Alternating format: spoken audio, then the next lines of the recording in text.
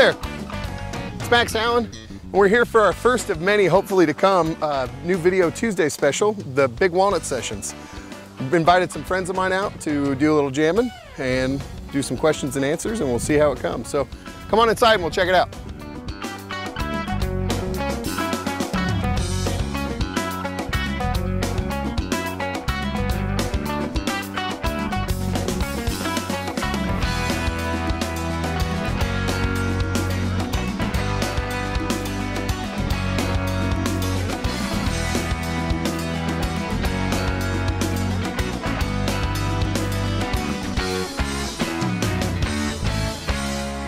My name is John Kincannon. A lot of my friends or other musicians know me as Johnny C. I'm a drummer from Indianapolis. My name is Brandon Meeks. I'm from Gary, Indiana originally. I live in Indianapolis now. My name's Ashton Kleeman. I currently reside in Indianapolis. My name is Matt Weiss. I live in Indianapolis. I got started in music at about 9 years old. I wanted to play bass guitar, and my parents ended up getting me a regular lead guitar because they didn't really think the bass was such a cool instrument. I did not start with the drums first. I played piano when I was a little kid. I did school band. I played the baritone horn. I sat right in front of the drummers. And so I just heard the drums all the time, and in 8th grade I switched, and I've been playing ever since. Got my start with just experimenting with, you know, the harmony on the piano. I just fell in love with it.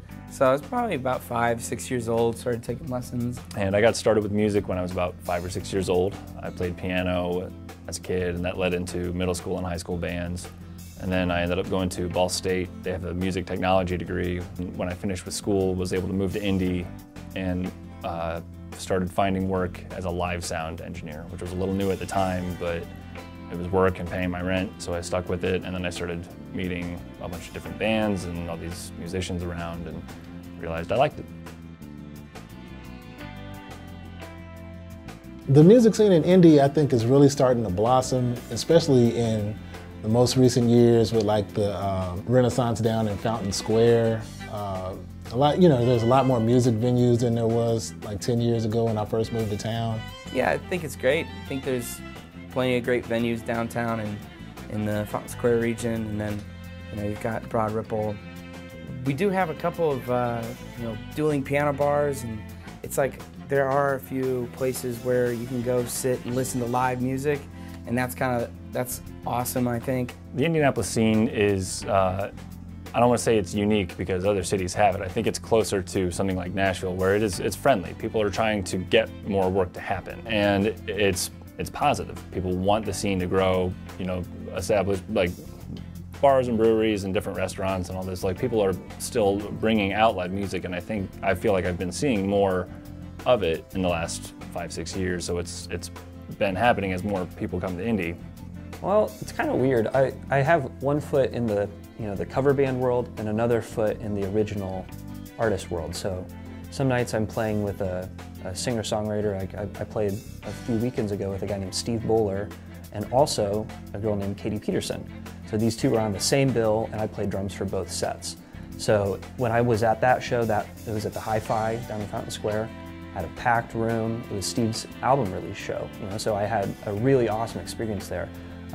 And then there are other nights where I'm playing in clubs and bars, and we've got a crowd full of dancing people. A lot of the musicians that I came up with are really starting to branch out and put out new music, and they're getting bigger fan bases and drawing bigger crowds. And then there's younger people that are coming into the scene and is doing great things. And I really see the scene like really starting to grow and flourish. It's progressed a lot from when I moved here in 2004. So.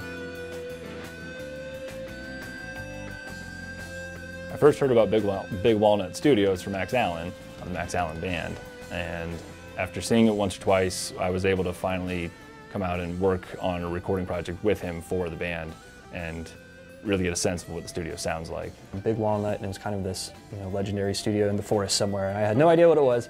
I just heard about it in all these kind of different ways. Like, heard about it on the radio, and you can win in this contest, and then my buddy won the contest, so then he actually came out here and did it, and then I met Max, so it was like this big thing. I've never been here until today. So 5 years from the day that I heard about it until now, and I'm really glad to be here. Networking and stuff like that talked to me about this place. I remember when he started talking to me about just the concept of getting this place going and coming out here and seeing this spot, it's awesome. I'm pretty excited about it. So I think it's a great studio. I kind of want to bring my band Native Son in here and try to make some music. It kind of reminds me of the Static Shack, but it kind of has a more homey feel. I'm really digging it. And the stuff we recorded today was great. So I think it's an A1 studio in my opinion. A great thing about Big Walnut Studios is it's an intimate place. It's large enough that you get isolation, so I can definitely make sure that each sound is captured the way it needs to be, and I'm not trying to fix it later. We have 2 ISO booths in this room, so basically you've got the option to really keep this room isolated. You've got a piano over in the corner. There's all sorts of instruments around in here. Great recording, awesome engineer. So there's not much you can complain about. And then you walk outside and you look around, and you're not in a city. You can smell clean, fresh air, and it's just awesome. The drive out, yeah, it was nice once I got off 70, you know. And then, yeah, it's beautiful back here, nice countries. Definitely makes me think about, like, I would come out here to write something, a book or song. It's cool to kind of drive out into the country and just see, you know, like there's a cow. Just, oh, cool. Hey, Mr. Cow, I'm going to play some music. What's up? You know, I like that. The drive out here was a little weird. It took me like an hour. I mean, I'm a city guy, so like going through rural areas and things like that, you know, that's out of my comfort zone. But but once I got here, it was fine.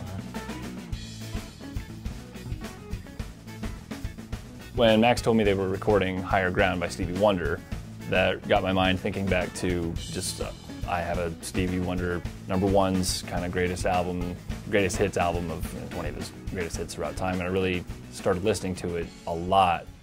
One of the cover groups that I play with plays that song, so I play this song, you know, maybe 3 or 4 nights a week sometimes, and whenever we play it with that group though, it has a different feel than what we did today. And that, to me, is the sign of a great song. A great song can transcend different feels, genres, and approaches to music. I remember noticing after many, many listens of a lot of the 70s era Stevie Wonder, like, wait a minute, all of these vocals are doubled. I had no idea. He's hitting it that tightly, and they were recording to tape the whole time. It was 1977. They didn't have anything. They couldn't go back and pitch anything or time stretch anything, any of the stuff. They just played the bejesus out of this thing. It's fun. It's like hitting bongos, and you can slap and miss notes, and you know it doesn't matter because it's just a whack. You know, it's kind of fun, especially when you have the right sound though too. You can't really do it on the piano. You know, you slap around. Yeah, everybody does. You can you hear the note. Like as soon as I hit it, as fast as I can hit it, there's still a boom. But on the clavinet, if you hit it real fast, it's just a whack. So the sound was so different that I really didn't like it at first, but for some reason I kept listening to it. It was like something about it that I couldn't really like put it down. And over time, it became like one of my favorite records. So it was really cool to get to play something from that album because that was like a really big turning point in my musical taste. The original drumming on the song is really great. It's kind of a blues shuffle, but it has a really cool feel to it, and it's not super repetitive, so it gives it kind of that funk feel over this maybe kind of what most people would play as like a straight blues. So that different approach to the drum kit on that song definitely gave it a different vibe than some of his other tunes that had more of a, like a Motown feel. So that slightly different change up to me is definitely something I appreciate on this song. This song, to me, is never going to go away because it stands up as a truly great song that you can play it in any way and still have a really successful song.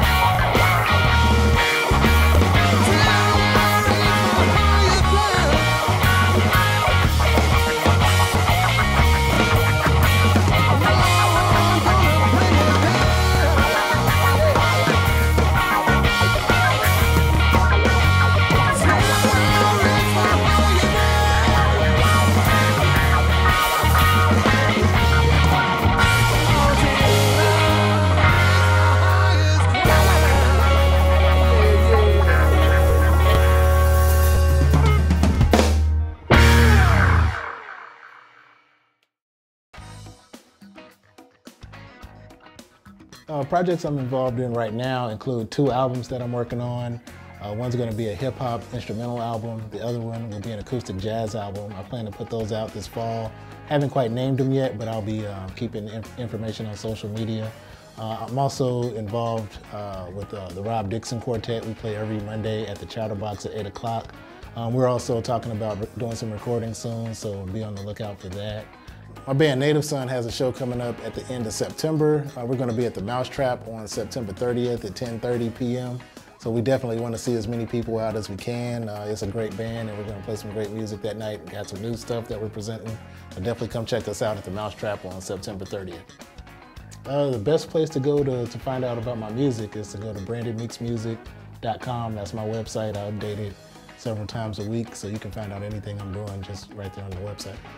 I'm mostly a studio drummer, so a lot of the work that I do is I'll be called by an artist to come and visit a studio and check out what they're doing, and then maybe sit in and play a few songs on the record, or maybe I'll get called by a producer.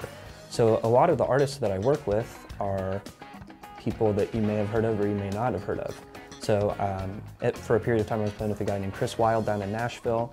I used to play with a group called Tied to Tigers, in Indianapolis, and Heartland Heretics is another group in Indianapolis that I play with. But the main bulk of my work comes from doing studio session work, and then I play in working bands, so cover bands and groups that are going to be playing corporate weddings or corporate events or weddings. And one is called Blue Water Kings. So the Blue Water Kings is a large network of musicians that kind of collaborate to fulfill the needs of any corporate event, that sort of thing. So whenever you see Blue Water Kings, you know that you're going to have a really cool show, a lot of really entertaining people, and we all just love playing together. And then in Indianapolis, I play with a group called Not Your Average Boy Band, which is a cover band that kind of spans early 2000s boy singer music, and then we kind of reinvent it as rock style. So it's like songs that you've known from your childhood, if you're around our age, in your late 20s, early 30s, and then that kind of entertaining, it's just a really cool show. It's just a rock band that plays pop music. It's just something different. You don't hear it a lot. You can check me out on Instagram is the best place to find me. I try to upload daily pictures and videos of me playing drums or other people playing drums or my drums, whatever I can find. I just love drums, so I'm always posting about it. So you can find me there at Johnny C Drums. So Johnny, Johnnnyc, as in Concannon, my last name, drums. And you can also find me that way on Facebook too. So I have a Facebook page that's kind of a mirror of the Instagram, but you can then on the Facebook page find all of my events that are listed in my calendar. So all the different groups that I play with, or it'll even say if I'm in the studio because it's my own calendar. So it's basically you just see exactly what I'm doing and working on all the time.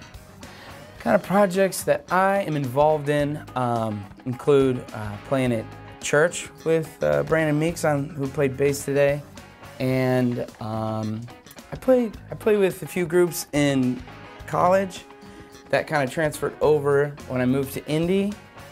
Umatic is one of them. It's like an electronic trio, drummer, and then DJ and me. And then I played with a group called Sweater Vest. This is most recent, which is drummer and 3 keyboard players. Sometimes I'll play on Tuesdays in Broad Ripple in front of Canal Bistro. Played there a few times. I'll play at Flatwater in Broad Ripple with different bands. One of them, Funky Junk, just put out an album. I sat in with for a few of the tracks, and I have a YouTube channel with a few different videos of all different kinds of groups and how to spell everything, but every one of those projects kind of has like a SoundCloud. Could just Google Ashton Kleeman, and that's kept everything kind of up on my own SoundCloud, and I have my own page, but social media, stuff like that. Currently, I am doing a lot of live recording projects, doing some stuff with Max out here in the live setting like we just did, where everybody's kind of in the same room. I'm doing some more full-length studio albums. That's been a lot of fun. I do a lot of live sound out in places throughout town, so places like the Mousetrap has music 6 nights a week. I'm there sometimes. The Cabaret downtown, I get to do a lot of kind of Broadway shows with them. I have some examples of recordings and this Freakophonic show that I put on naptownsounds.com, just my website. I own Naptown Sounds LLC. I'm an audio, we do audio, anything. We specialize in audio, so whether it's engineering or some install work or editing or lessons, I do some teaching. Just anything audio. Naptown Sounds will take care of that. Another big goal with the Big Walnut Sessions is to try to reach out and find new musicians, find other people that are hungry as we are, to explore new realms of music and to promote what they're doing, And if you're a musician that would like to come out and hang out and jam, send me a message, send us a personal message. You can contact Big Walnut, bigwalnutrecords@gmail.com. Yeah, hopefully we'll see you, and I hope you guys enjoy this. We worked really hard at it.